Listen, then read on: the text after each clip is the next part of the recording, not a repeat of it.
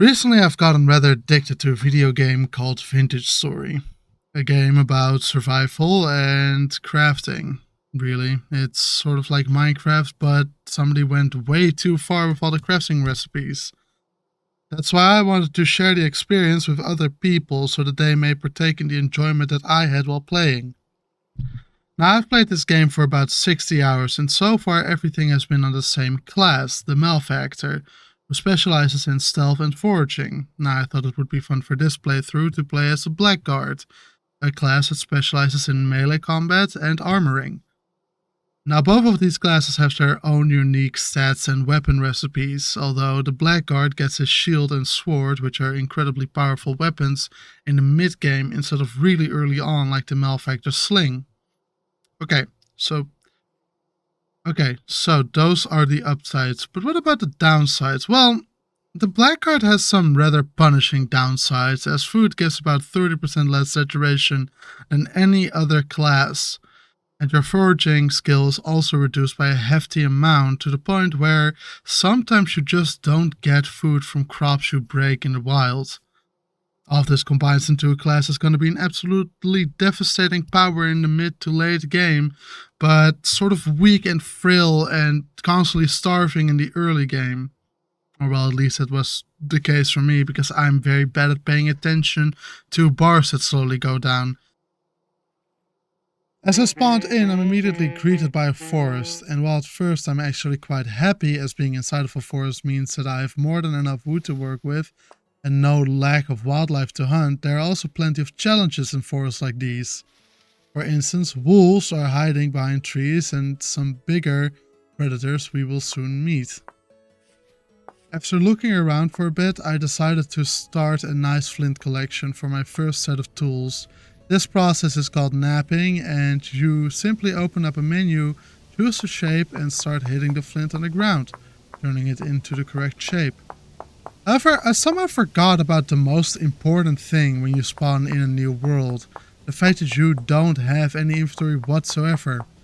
Besides your hotbar, you actually have to craft the first few expansions out of cattails. You can't just rip the cattails right out of the ground, but that takes time and overall just isn't as efficient.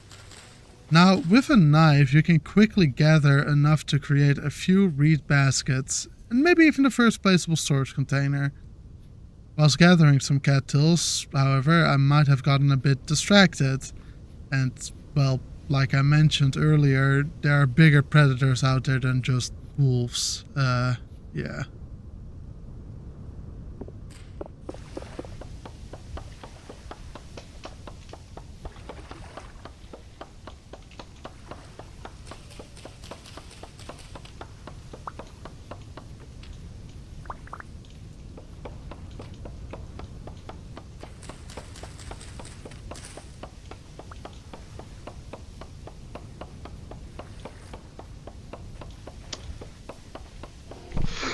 Ah!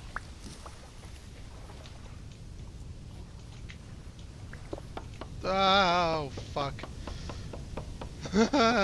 Still after me? Okay, I think he fucked off.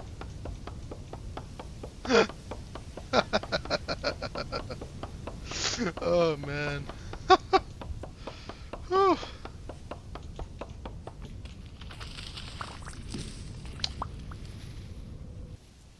So after the scare and near-death experience, I remembered that it's probably a good idea to start on a base of some kind, one with a doorway and a roof, where dangerous forest critters can't get to me as easily and things that go bump in the night are kept outside. Now, the home will be extremely primitive, really just a hole in the wall, and not the best looking, but honestly, it's the best I'll be able to do for a long time. Until I got a saw and a copper age, really. Okay.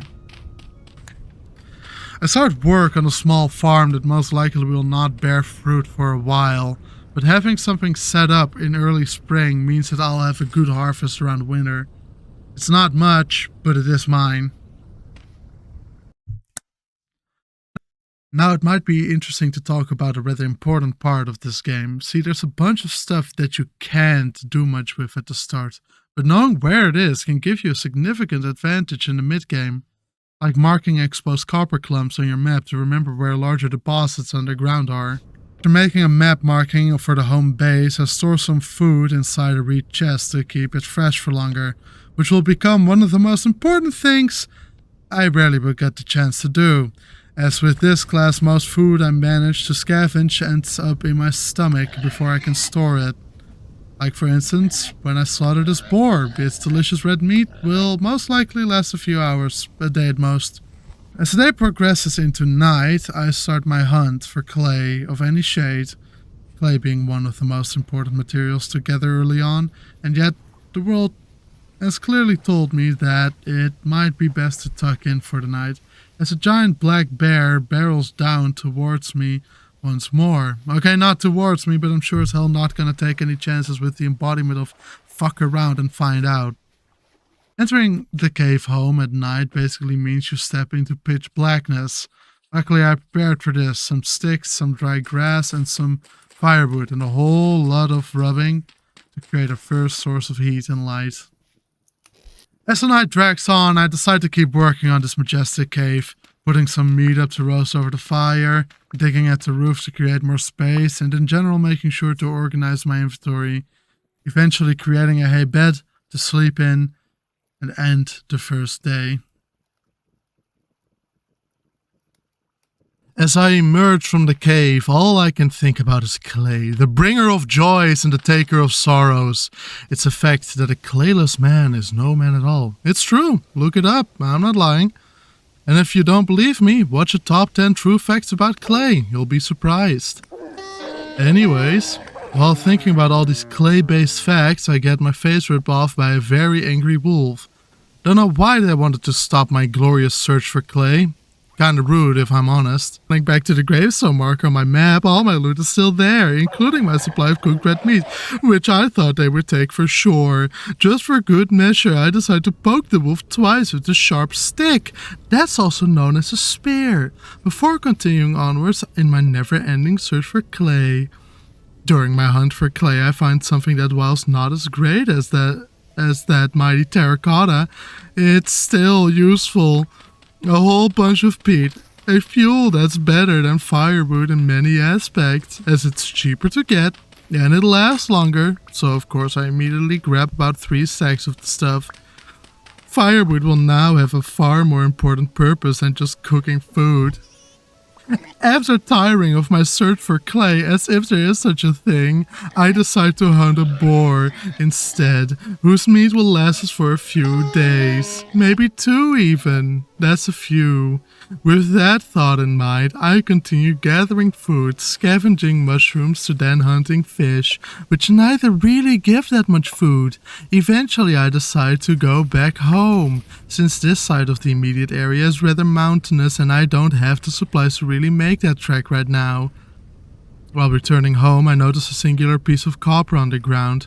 This made me pretty happy, since it's so close to base and these small copper pieces always lay right on top of a larger copper deposit. Isn't that awesome? So whenever you see any copper, make sure to mark it down so you can come back to it at any point. Leaving the copper behind for now, I returned the rest of the way home. But before I could even enter the door, a sow charged me for no reason other than me looking at it.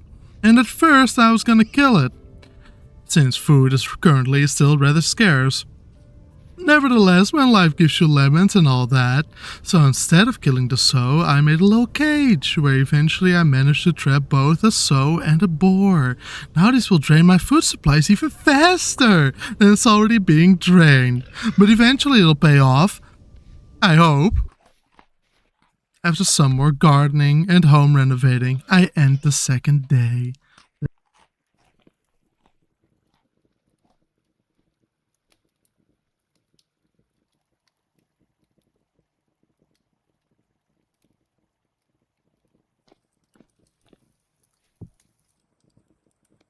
After a very short and dreamless rest, I decide to go out in the early morning, so that the whole day could be used to explore and find some clay. Oh, glorious clay. On my journey, I discovered a ruin from a previous civilization. These ruins hold quite a few treasures. And even though my current class gains less from exploring these, it's always worth doing, as the pots contain quite a few goodies. Such as a copper knife, which is massive upgrade from anything I can currently make. So great find, not as great as clay obviously, but still great. And there I saw it. Red clay, majestic in its fucking coloring. I immediately started to dig out as much as I could, carrying about 3 holy stacks of red earth home, soon to be turned into pottery and tool molds. The return home wasn't any less profitable, as I almost instantly ran into a few pieces of coal, brown coal to be specific, which can be used to smelt almost all metals. Well, most metals, not all metals. Copper can be, copper can be. Iron can't be smelted by brown coal. With the coal secured, I decided to work on a larger farm, as we're gonna need an incredible amount of food for our growing livestock. The farm is basically built right on top of a large lake to make sure the crops get enough moisture. Once I'm done setting up the very basic grid of farmland, I decide to make a rather important addition to the home. A large room specifically for the firing of clay in a kiln, since that's the next big step. Clay can be shaped in many forms, the most important of which are the crucibles, crock pots, meal bowls, cooking pots, and storage vessels. There are also the large amount of tool molds and casts that will be necessary if I ever want metal tools or an anvil. So I guess those are more important, probably. After the clay has been molded, we need to fire it. And that might sound cruel to do in this economy, but I promise it's for the better. To fire the pots and such, we need to create a kiln, which can be done by placing the clay in a 1x1 hole in the ground, laying dry grass, sticks and some firewood on top, and using a torch to set it on fire. Now comes the rather fun part. So, the big downsides of this class are just the constant need for high satiation and the big amounts of food in general.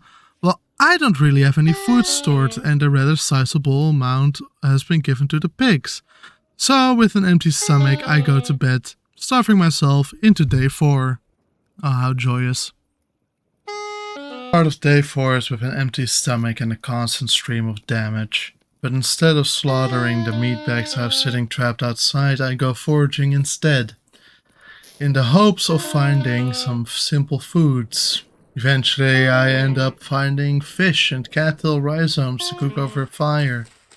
The most nutritious thing I ended up finding is some berries, some red currant. I finally have enough food to not starve and go into the forest and get some mushrooms. Once the food situation was settled, I finally made an artificial beehive in the hope I could get some beeswax later on and sweet honey nectar. Now, we did find some lignite brown coal earlier on, but really that won't be a reliable source of coal forever. For that, we want to cut down some trees. While cutting down some trees, I find something rather embarrassing, I suppose. It seems a large clay deposit was right next to my base. So yeah, all that insanity about the clay, that was for nothing, and shit sucks. After that embarrassing experience, I continue cutting down trees, getting enough wood together to form a charcoal pit. Charcoal is rather easy material to make, if not a bit costly. Simply cut down a small forest and then turn the logs into firewood before sticking it all in a small hole in the ground, at least by 2x2 up to 11x11x11.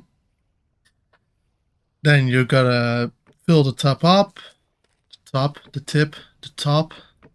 You gotta leave a little space at the top and put a fire pit there. Just, doing the same thing you would do to make a fire normally. Then you want to close that up, and after about a day, you got some amazing charcoal. The rest of the day is kind of slow, just gathering vegetables and such for the pigs and making sure I don't die from hunger. So I simply choose to do something that doesn't burn too many calories and start making many more clay forms. Quite a lot more, in fact, as I end up with like most molds intact. In the end, my hunger bar is still empty and I go to bed taking chips of hunger damage. Thank you for making it to the end of this video. It's been quite a long time since I started this project. My first idea was that I would take the Let's Play through each stage of the game, you know, going from nothing nomadic-ish or caveman to like the first copper tools to like the first iron tools, in between somewhere there, like the first big house that you can make. But it ended up that I was procrastinating too much on each single part of this video. So yeah, I intended this to take, what is it, a month, learning how to clip videos, learning how to put in my own voiceover, just making a quick script, all that. And whilst most parts didn't take that long, actually doing the things, getting down and just sitting down and doing them and not just getting distracted. I'm assuming everybody knows that feeling. But yeah, this was a really fun project. I'm gonna trying to make more videos, but more live commentary, more Let's Play oriented. Probably just gonna be really lazy about it and just start recording my own Let's Play world, or not Let's Play, but my own Satisfactory world, one where I'm already halfway through the game. Of course, the latter halfway of that game takes as long as the first one, but neither here nor there. So that's probably what I'm gonna be up to. So yeah. Maybe I'll see you around at some point, maybe I won't, maybe you'll try to forget that this ever happened. Either way, have a nice rest of your day, and yeah, bye.